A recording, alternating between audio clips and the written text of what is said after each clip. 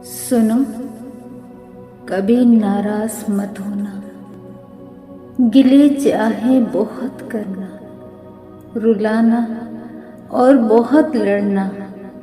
सुनो, नाराज मत होना, कभी ऐसा जो हो जाए कि तेरी याद से गाफिल किसी लम्हे जो हो जाऊं, बिना देखे तेरी सूरत किसी शक में जो सो जाऊं, तो सपनों में चले आना, मुझे एहसास दिला जाना।